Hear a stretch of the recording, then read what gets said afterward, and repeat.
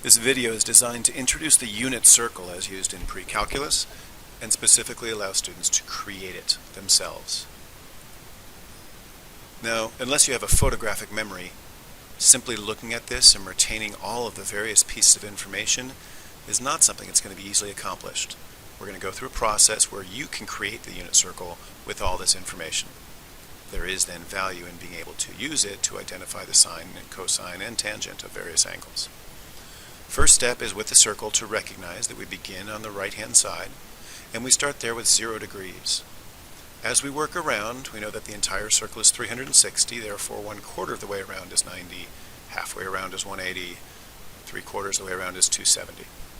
Then we're going to create, and it culminates at 360.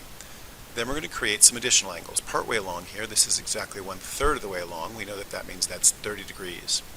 And we're introducing this idea of a reference angle. In other words, I'm choosing to create these over here, which are exactly the same distance up from 0 as they are back from 180. In other words, 0 plus 30 makes 30, and 180 minus 30 makes 150. That same reference angle can be applied after 180. 180 plus 30 makes 210, and to be shy of 360 by 30 degrees gives us an angle of 330. We can add some other angles in here. These are halfway between 0 and 90 degrees, which means they are 45 degrees in nature. This reference triangle is a 45-degree triangle. Over on this side, that means it's 45 degrees short of 180 or 135. This one's 45 degrees more than 180. 315 is 45 degrees short of 360. The third triangle we're dealing with is our 60-degree triangle. In other words, these should start to look familiar now based on our special right triangles. This is a 30-60-90 triangle, this is a 45-45-90 triangle, and this is a 30-60-90 triangle turned on its end.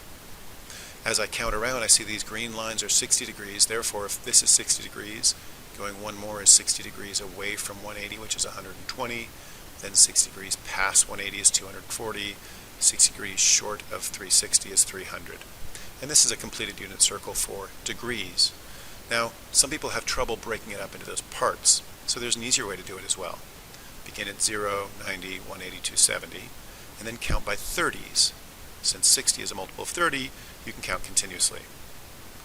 The first ones are 30 degrees, 60 degrees, 90, 120, 150, 180, 210, 240, 270, 300, 330, 360.